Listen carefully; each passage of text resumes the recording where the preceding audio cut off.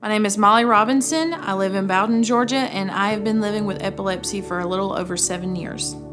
My very first seizure, I was actually at my dad's house. He had to witness the first thing. It was a grand mal seizure. I was taken to the emergency room. The ER doctor did not believe it was a seizure, even though my dad did see it. He knew what it was.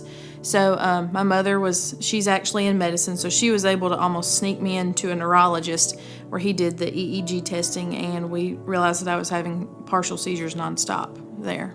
My neurologist, the first medicine we tried, it worked. The first medicine he put me on was Topamax, and it worked for a little over 3 years.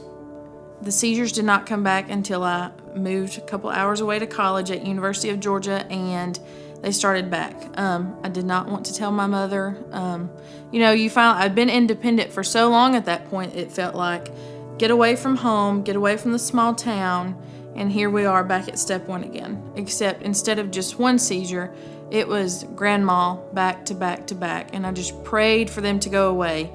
My regular neurologist, he tried me on a couple different medications, and he finally decided that he wanted to get me referenced into Emory University Hospital. At that point, I was set up with an epileptologist, and he tried me too on different medications. I can't even name it. It had to have been at least 15 different medications, at least, probably more than that. And then he finally offered the RNS implant, and as soon as he said it, I was like, yes, do it today. They placed the device in April 2016. They actually turned the stimulation on in June of 2016, and I haven't had a seizure since. My seizures took away so much from me. I'd finally got away from a small town, finally. And then they had to bring me back home. And you lose your independence. Everyone my age was back in college, moving on, and here I am back at home. I had to, take time out of school. I was still able to work some, but not the way that I wanted to.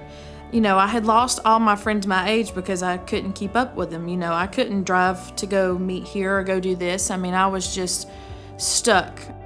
Now that I'm seizure-free, I'm currently back in college. I'm working on being a nurse.